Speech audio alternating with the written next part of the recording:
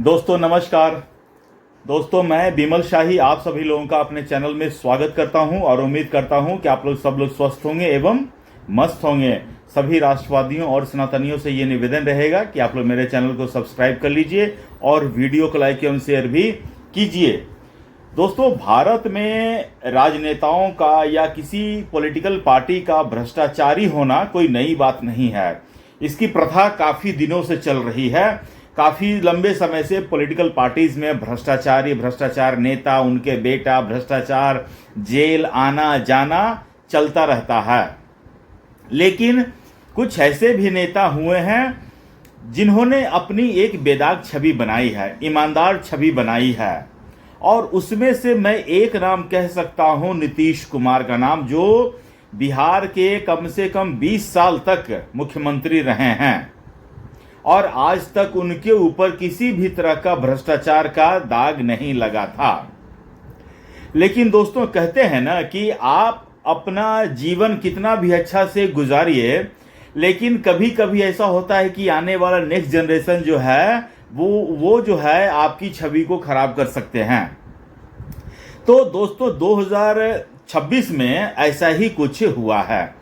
नीतीश कुमार तो बिहार के मुख्यमंत्री पद से इस्तीफा देकर चले गए राज्यसभा और बिहार में उन्होंने सत्ता की कमान दे दी सम्राट चौधरी को।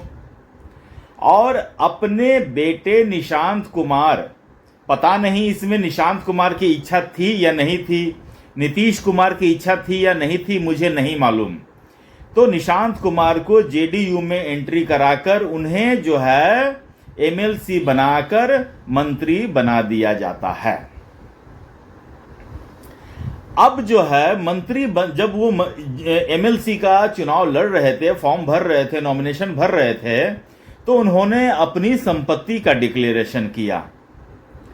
तो जब उनकी संपत्ति का मैंने डिक्लेरेशन किया तो मुझे लगा कि एक वीडियो तो इसके ऊपर बनता है। दोस्तों पहले उसकी संपत्ति का देख लेते हैं। ये देखिए आप, तो इनकी संपत्ति का देखिए तो निशांत कुमार के कैश इन हैंड है, मतलब उनके हाथ में 17,409 रुपया लेकर वो घूमते हैं पॉकेट में, ठीक है।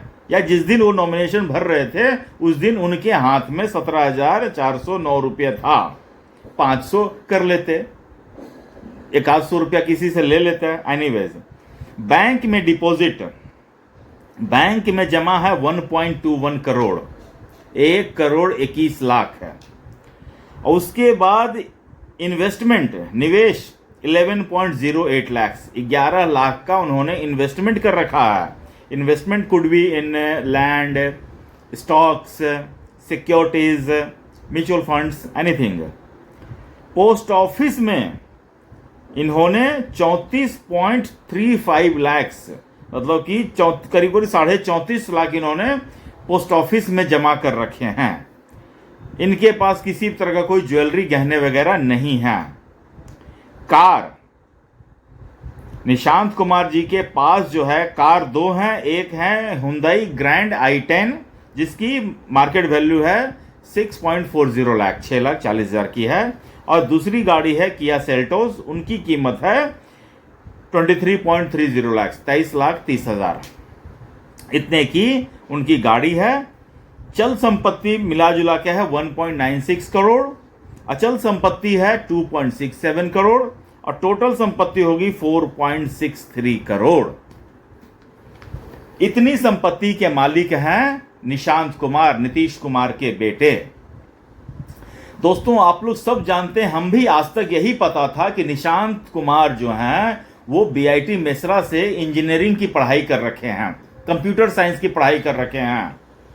लेकिन कल जब उन्होंने अपना हलफनामा बढ़ा, नॉमिनेशन फॉर्म भरा, तो उसमें सिर्फ उन्होंने लिखा कि बीटेक के जो 8 सेमेस्टर में से सिर्फ 5 सेमेस्टर ही पास किए हैं। मतलब अगर कायदे से देखा जाए तो 5 सेमेस्टर पास कोई डिग्री नहीं होता है, इधर कंप्लीट होता है या नॉन कंप्लीट होता है। तो उनके पास जो कंप्लीटेड डिग्री है अभी तक वो 12वीं की ही है, समझ रहे हैं ना। उन्होंने कोई इंजीनियरिंग नहीं किया है। और जब इंजीनियरिंग किया नहीं है तो उन्होंने अब तक कोई जॉब भी नहीं किया है। वो उनकी आयु करीब 50 साल की है, उन्होंने कोई जॉब भी अभी तक नहीं किया है। तो मेरा सवाल ये उठता है अब यहां से कि जब निशांत कुमार ने कोई जॉब किया ही नहीं, किसी तरह के राजनीतिक दखलंदाजी उन्होंने किया नहीं, जदयू की सदस्यता उन्होंने अब ली है, तब निशांत कुमार के पास इतनी संपत्ति कहां से आई? मेरा सिंपल एक लाइन का क्वेश्चन है। दोस्तों, हम लोगों ने भी मास्टर्स की पढ़ाई की है, नौकरी कर रहे हैं और नीतीश कुमार के बेटे से कुछ ही साल छोटे हैं, लेकिन इतनी संपत्ति अभी तक अर्जित नहीं कर पाए हैं और सैलरी भी मिला जुला के ठीक ठाक ही है भगवान की दया से, लेकिन इतनी संपत्ति अर्जित नहीं कर पाए हैं। तो आखिरकार ये नेताओं के घरों में ये कौन सी गंगोत्री बहती है कि सारा पैसा इन्हीं लोग के पास जाता है? दोस्तों, मैं बहुत दिन से ये बताने का कोशिश कर रहा हूं कि भारत में जो लोकतंत्र हैं उनके 3 पिलर हैं, कार्यपालिका, विधायिका और न्यायपालिका। और इन तीनों पिलर्स में जो लोग हैं इन्वॉल्व, उनके पास अथाह संपत्ति है। इतने संपत्ति होते हैं कि नोटों को जलाना पड़ता है, नोटों को डिस्ट्रॉय करना पड़ता है, नोटों को ठिकाने लगाना पड़ता है, चाहे वो जज हो, चाहे कार्यपालिका के हो, चाहे विधायिका के हो।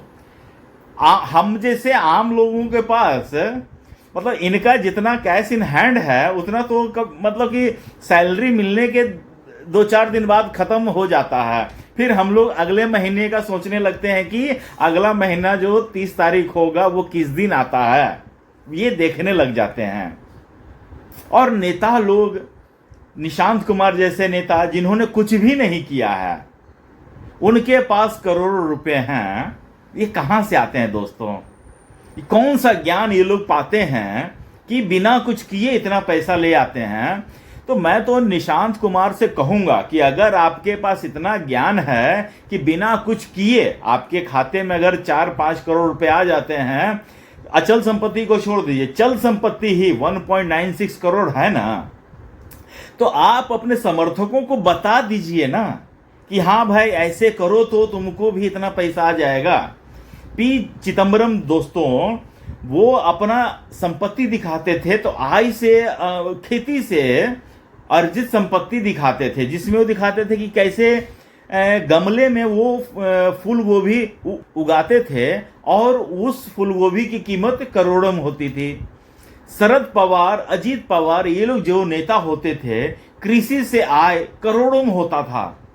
तो ऐसा कौन सा टेक्निक है तो सिर्फ इन्हीं लोग को पता है और रियल किसानों को पता नहीं है। रियल जो सब्जी उपजाते हैं उनको पता ही नहीं है। सिर्फ इन नेताओं के पास ऐसी कौन सी टेक्नोलॉजी है? तो ये अगर उनके पास ये टेक्नोलॉजी है तो वो आम लोगों को क्यों नहीं बताते हैं? ये लोग ऐसा क्यों करते हैं कि खुद ही के पास वो टेक्नोलॉजी अपने पास ही रखना चाहते हैं ताकि और लोगों को पता चलेगा। तो अगर सब लोग अमीर बन जाएंगे तो फिर इन्हें वोट कौन देगा, इसकी चिंता होती है क्या?